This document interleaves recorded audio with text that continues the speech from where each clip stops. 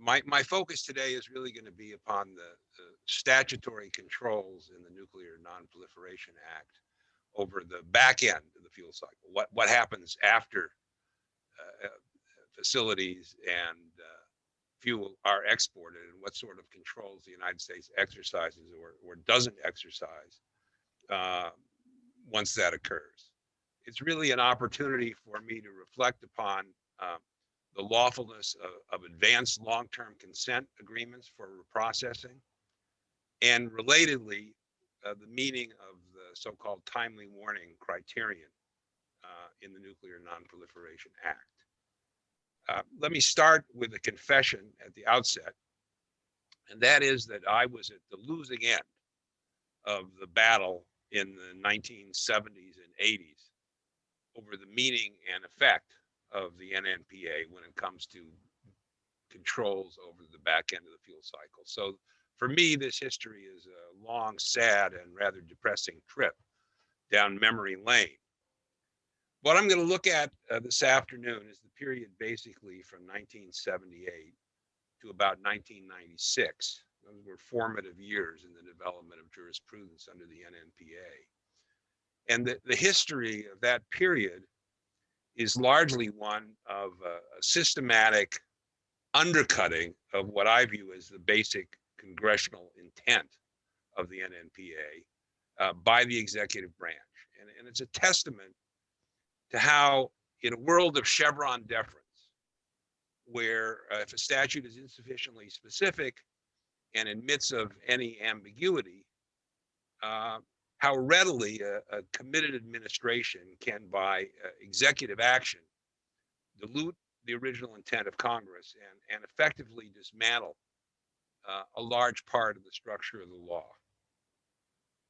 And in the case of the NNPA, at the end of the day, by 1996, the United States was in fact exercising little in the way of control over back-end fuel cycle activities with our major trading partners. So that's an overview of what I'm going to talk about. Let me start with a minute or two on background. Way back, shrouded in the mists of time prior to the enactment of the NNPA, we still had agreements for nuclear cooperation, and we purported to exercise some controls over what happened to our facilities and fuel once they were exported. But as a practical matter, the system that existed prior to 1978 was something I've described as a Dickensian shambles. It was an utter mess. It did not have established procedures. It was not clear what substantive standards were being applied. It was very hard to find out, indeed, what was going on at all. And the fact that things were such a mess prior to 1978 was a major stimulus to the reforms that were embodied in the Nuclear Non-Proliferation Act. And if you go back and look at the history of the NNPA, you see a great deal of discussion of what was wrong with the system as it then existed and what was needed to rectify matters. Now, NNPA itself, which is, you all know, was enacted in 1978, had a central goal, in my judgment, to assert effective controls over the back end of the fuel cycle, and it created an elaborate system to do so. And I will skip over a lot of the details of that system. I think you all have a citation to the paper that I wrote for NPEC a couple of years ago, which lays out in some detail just how the statute was intended to work. But to cut to the chase, a close analysis of the language, structure, and history of the Act confirms that the lawfulness of arrangements for advance consent for the life of a 123 agreement is highly questionable. The goal of the statute was to impose clear and unambiguous controls over back-end fuel cycle activities. And that really is inconsistent with allowing our trading partners to essentially do whatever they want once they get hold of the facilities and fuel. In the paper, which I wrote for Henry, I discussed the language of the statute, making the basic point that consent, which is required under the statute, can't mean abdication of future consent rights in a 123 agreement itself. The structure of the act, particularly the interrelationship between sections 123, 127, and 131, which creates an iterative process, not a process that can be compressed into a single step taken at the time the 123 agreement is adopted. And finally, the legislative history of the statute underscores that in the view of congressional sponsors, the goal was to create unqualified, unambiguous, and clear and simple consent rights over fuel cycle activities. Let me also say a word about a timely warning, which is really at the core of the determinations that are to be made under the NNPA with respect to back-end fuel cycle activities. And it's worth reading section 131B of the Nuclear Non-Proliferation Act, which sets out the basic determination that must be made by the Secretary of Energy.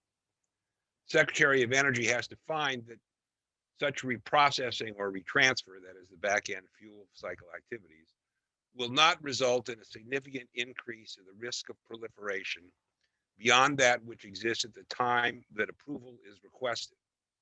Among all the factors in making this judgment, foremost consideration will be given to whether or not the reprocessing or retransfer will take place under conditions that will ensure timely warning to the United States of any diversion well in advance of the time at which the non-nuclear weapon state could transform the diverted material into a nuclear explosive device. That's the core provision of the NNPA with respect to back-end fuel cycle activities. Now, just what timely warning means, not entirely clear. There's been a debate about whether it's purely technical or whether it may also include other factors, political, security, economic, and so forth. But the one thing that is clear to me is that under any interpretation of that provision, which I just read, it's difficult to reconcile the need to make determinations about increases in proliferation risk and timely warning of diversions with basically an effort to crystal ball the risks under an agreement over a period of 30 years. We're just not capable of making those judgments 30 years in advance. And I don't think Congress intended that 30-year judgments in advance be made when we entered into agreements for nuclear cooperation. That having been said, what happened in the history of the NNPA over the first 20 years was what I call a great unraveling of these principles. While the Carter administration began with case-by-case reviews of requests for retransfer or reprocessing, that policy was abandoned by the Reagan administration in June 1982.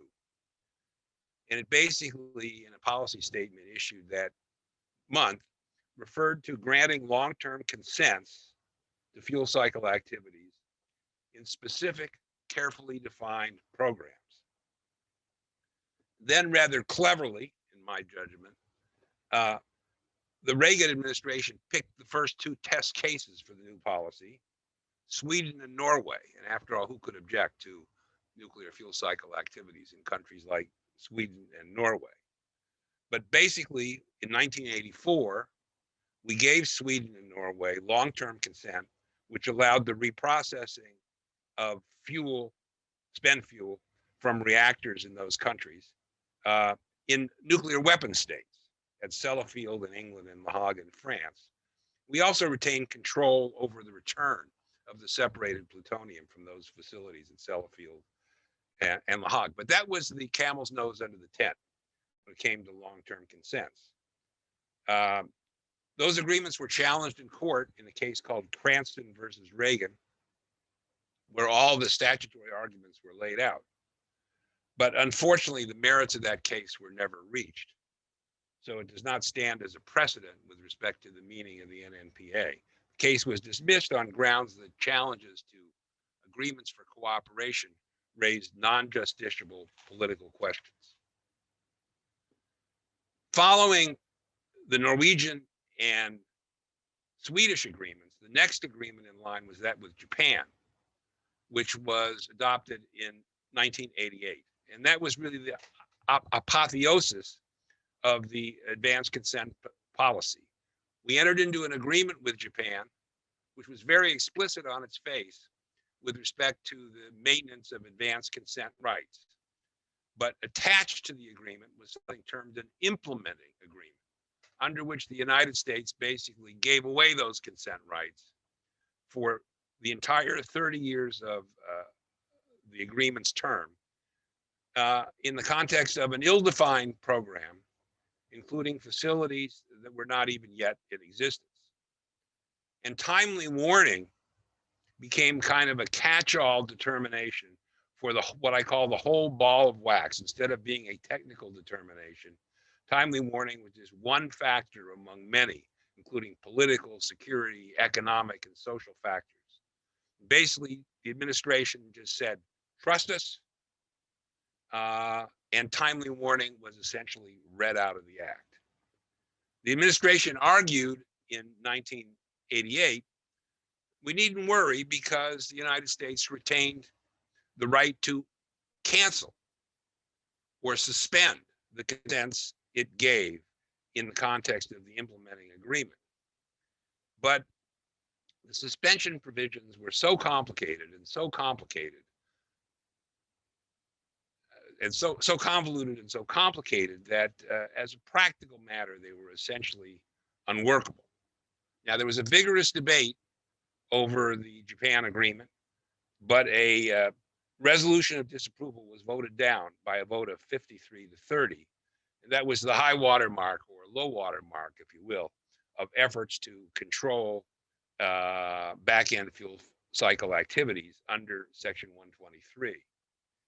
The final nail in the coffin was the Euratom Agreement, which was adopted in 1996. And it gave up the last fig leaf of retention of consent rights in the agreement itself. If you look at the Euratom Agreement, it does not have any provision for the exercise of US consent rights. It simply authorizes fuel cycle activities in Euratom member states for the duration of the agreement. So in 2021, the issue of advanced long-term consents and the applicability of timely warning is largely one of academic or historical interest. Principles of Chevron deference plus congressional acquiescence in agreements of cooperation, especially that 53 to 30 vote back in 1988, make any legal challenge today, certainly in my judgment, a losing proposition. Still, I continue to think that the argument against 30-year advanced consents has the intellectual high ground. And there's absolutely nothing to stop the new administration from resuscitating the principle that we should exercise control over back-end fuel cycle activities. Now, whether as a practical matter, that's something that any administration is willing to engage in, is a matter which we can discuss further. Scott, thank you very much. I think that brings me within the allotted time limit. Eldon, thank you very much. I appreciate it. That's a useful framing and historical lesson to stage Henry's remarks, which I think are looking at more, the current state and the future looking about how Congress might approach these roles moving forward. So Henry, let me turn the floor over to you. And I believe you have a visuals as well, right? Oh, let me unmute you.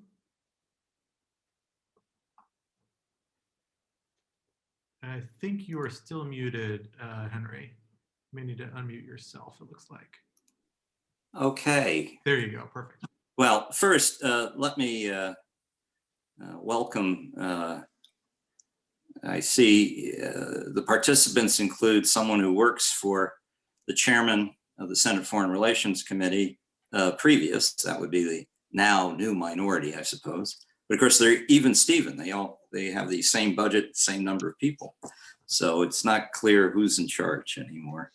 And we have someone from the bipartisan problem solvers co-chairmanship, staffing that member, which is very appropriate. And I noticed there's someone from the Congressional Research Service, which is good. And I've certainly worked with some of these people. Now, let me give you a sort of the bottom line of this presentation, which is actually what Congress can do is much broader than it allows itself to think about. And given the increased interest in China and other countries in separating explosive plutonium in numbers that measure thousands of bombs worth a year, and this is coming if we let it come, I would argue that this is not an academic topic at all, and that we need to probably turn our headlights on. We're driving at about 40 miles an hour. I'm not sure we know where the yellow line is, and we're assuming there are no walls out there. There will be if we don't turn our headlights on. And I think this brief is a plea to at least say the following. You can choose to do better than we have, and you probably should. As some people may know, the operation of power plants around the world produces spent fuel, and roughly about 1% of the massive amounts of spent fuel consists of plutonium that is a nuclear explosive. In fact, we've lived with this because mostly that explosive 1% has been encapsulated in material that is highly radioactive. It's in spent fuel, but you can chemically reprocess or process out or separate that plutonium from the rest of the highly radioactive material and have an explosive, which you can use to make nuclear fuel that's extremely expensive and uneconomically competitive, but also to make bombs. Now, that's technical, and you say, well, you know, why do I need to know that? Well, what if I was to tell you that there is more separated explosive plutonium in the civil sector sitting around in the world, and it is about to grow in significant multiples of what it currently is, than there is military explosive plutonium? Well, you know, we're all about reducing nuclear threats, aren't we? This is a problem.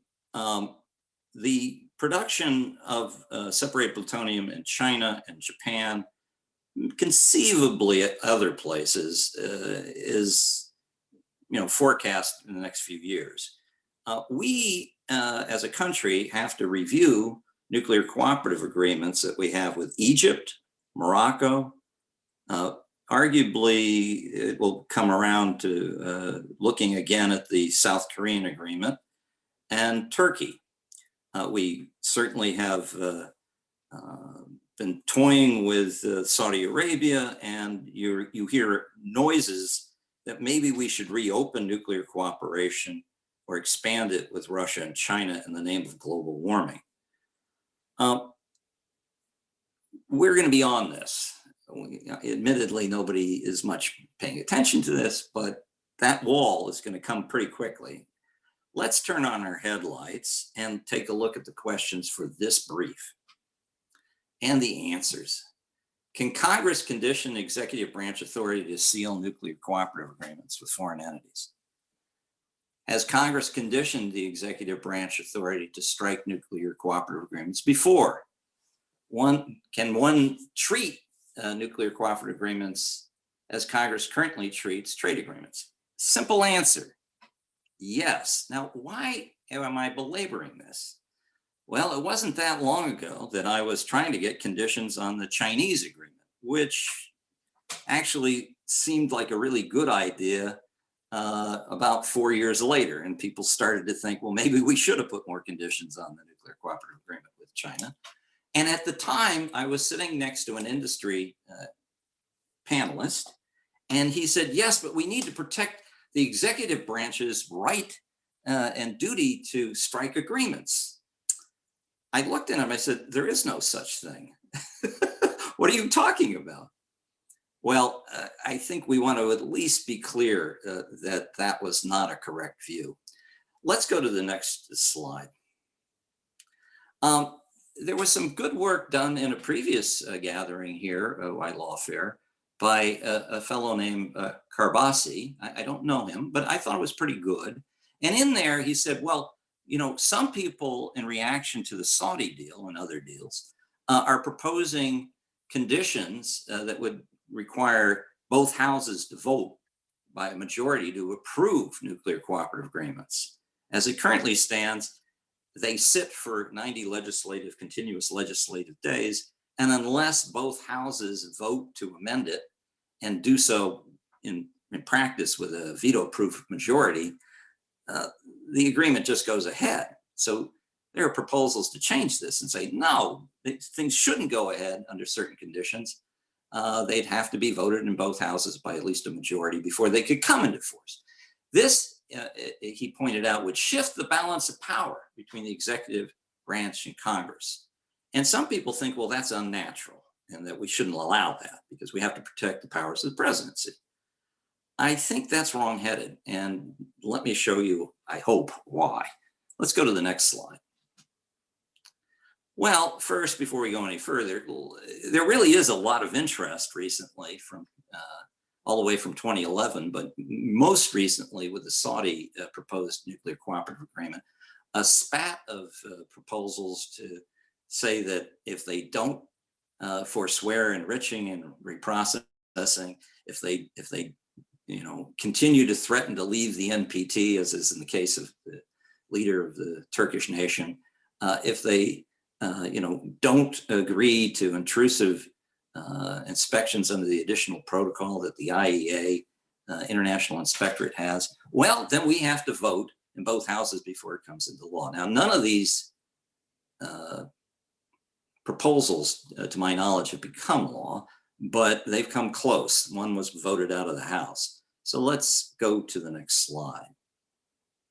Now, will Biden venture into this? Well, we don't know. I mean, I think Congress has been really annoyed by the Trump administration's evasion of giving under the NNPA, the Nuclear Nonproliferation Act of '78, there's a requirement that Congress be currently and fully informed about nuclear cooperative agreement negotiations. Well, you can describe all sorts of things about these efforts with the Saudis, but it surely wasn't the case that Congress was fully and currently informed, and they were bridling. Certain pieces of information were kept from them. They're very upset about that. Biden has not commented about presidential overreach in the nuclear field, but he has voiced concerns about Saudi Arabia and called for review of the arms sales. Whether or not this will, color what we do in the nuclear area, I'm skeptical. And the reason I say that is, maybe we won't ever bring up the nuclear deal again. But if it does come up, this is the state of play, an answer to what Biden might or might not do. He certainly has to say something about the review of the Turkish deal, which comes up in 23. And he's not a big fan of Mr. Erdogan. So that might prove interesting because Mr. Erdogan has said that he should have the right to enrich, and indeed he should get nuclear weapons if he wants to. So perhaps we'll see what transpires, but this is coming as a full-length movie, I think, to your local theater. Next slide. Okay, now what some are proposing on the Hill is not only not novel, it used to be the way we did things. And for some reason, no one seems to know this. There was an Atomic Energy Act in 1946, and in it, it had a section 10 that said that until Congress declares by joint resolution that effective and enforceable international safeguards against the use of atomic energy for destructive purposes have been established, there shall be no exchange of information with other nations with respect to the use of atomic energy for industrial purposes. There were real questions whether or not that kind of regime, which was the Atchison-Lilienthal report's recommendation for, international ownership of all dangerous nuclear materials and activities, would ever come into being. Well, it didn't. So essentially from 46, for quite a while, the presumption was that unless Congress declared things were safe with regard to misuse or diversion, nothing should be shared. Next slide. That changed with Eisenhower's Atoms for Peace proposal. He came to the conclusion, for a variety of reasons, which I've written a history on, it's very interesting, that it would be very smart if, since we couldn't get an agreement with Russia on comprehensive ownership of nuclear materials and dangerous activities under the Baruch Plan, we could go to Baruch by the back door by demanding that the United States, Russia, and the UK contribute fissile material for civil purposes, and then place that under some kind of international supervision. And there'd be a peace race, if you will, a nuclear peace race, where we would contribute, they would contribute, and eventually there would be so much in the peaceful column, the military column would be somehow curtailed. I think Oppenheimer put it best when he heard about this. He said, this proposal has an elusive and sentimental connection to disarmament at best. In any case, it became imperative that we share nuclear technology to make this proposal work, and that's what Congress did. Next slide. It delegated its authority to the president. Congress authorized the executive to agree to forward foreign entities nuclear materials and restricted data if there were safeguards in place against military transfers. And, they didn't specify what those were. Other than that, there was some discussion that there might be an international agency created eventually, and that there would be bilateral inspection possibilities in these agreements with the United States. They'd have to, recipients would have to pledge that they wouldn't use it for military purposes and not to retransfer the material, and that the agreement would sit for 30 continuous days. All right, and that was it. Otherwise, it went into force. Next slide. Well, that went swimmingly well until we had a nuclear cooperative agreement with India that literally blew up. And in 1974, there was a peaceful nuclear test explosion, I might add. That's how the Indians portrayed it. And we initially, the State Department said, well, we didn't have anything to do with that. Well, it turned out that wasn't really the truth. The heavy water, which is a moderator and coolant that was used in the reactor that made the material that was the peaceful nuclear explosive, well, it came from the US, and that came out.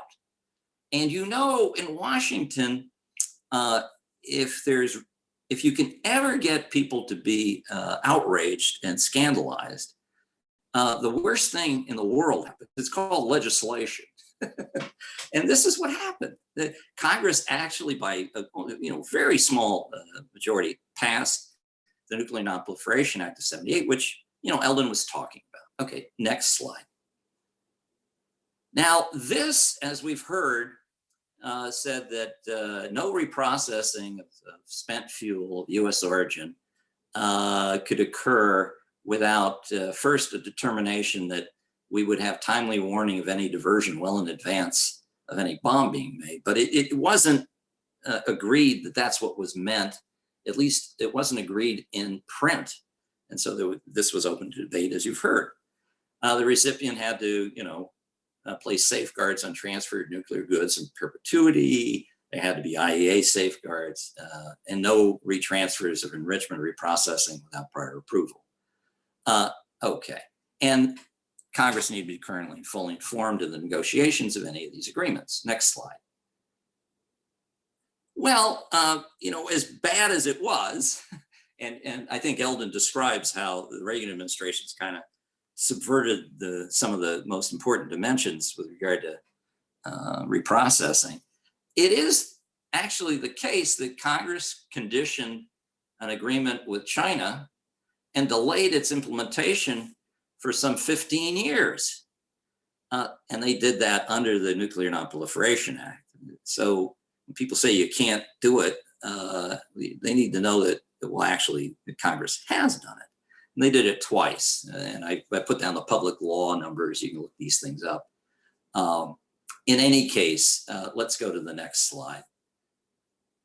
Then we had an agreement with India that did not meet the NNPA requirement that all of their civil activities were under international safeguards. The Indians have power reactors that are not under safeguards, and they insist on that so they can make bombs with the spent fuel, and they weren't going to change that. So Congress had to vote on approving this. There were some attempts to amend the cooperative agreement, but in the end, they were lobbied pretty heavily, and the lobbyist won, let's just say. There were no changes, but they did have to vote in both houses concurrently, joint resolution. Next slide. Also, Congress has asserted its power to do this on several nuclear cooperative agreements and hasn't pulled the trigger, but got the White House frightened enough to suspend an agreement that was proposed with Russia twice, got the executive to amend the UAE agreement, and they amended it, went to the well twice to get it amended. They also amended the agreement with Vietnam, and subsequent to some revelations, there was some legal effort to tighten future nuclear exports to China. Okay, next. We're almost done. Okay, but I think from 2005, that was the India deal, Congress took a pass on enforcing the reprocessing requirements for timely warning, surprise, with regard to the Japanese, Indian, and EU cases. It did not raise any objections to renewing the agreement with Turkey, and they did not even hold hearings. This for a country that we're very worried about now. It's sort of profiles in negligence, if you will. I mean, I don't think Congress takes its oversight responsibilities in this arena seriously enough. Three, although we had very clear evidence, I believe, that Beijing violated its pledge not to divert civilian nuclear technology to their naval reactor program. They used canned coolant pumps, which are kind of neat, from the Westinghouse reactors to their naval program. We didn't really object to renewing it. We just rubber stamped that because we're all going to get rich. We were going to sell loads of reactors. Well, that didn't happen. Next. Of course, the Saudi case prompted all kinds of objections, as I've noted. Lots of proposed legislation, as I've shown, but they did not move forward that far on any of that. Let's go to the next slide. Now, there's another point that emerged late in the day in the 70s, I believe, but certainly came on strong in the 80s thereafter. Trade agreements currently require majority approval by each house. It is difficult for me to understand why a nuclear cooperative agreement, which has, the status of what I would describe as a poor man's high-tech security pact, isn't at least as important or as worthy as that. It is not privileged. It is not an executive agreement. It is a delegated power. It would seem to me that there's practice to point to as precedent. Last slide. Okay, this is my favorite slide. I'll give you a little time to read it. It says, do you think history really repeats itself? No, I told you yesterday, no. We are in denial about what history suggests we need to do. It's time we turned our headlights on. I do think if we don't, we're going to be in for some unnecessary rough patches for very uneconomic activity, which actually, if we took robust action to prevent now, everyone, including the recipient, would thank us in the long run. On that note, I'm done.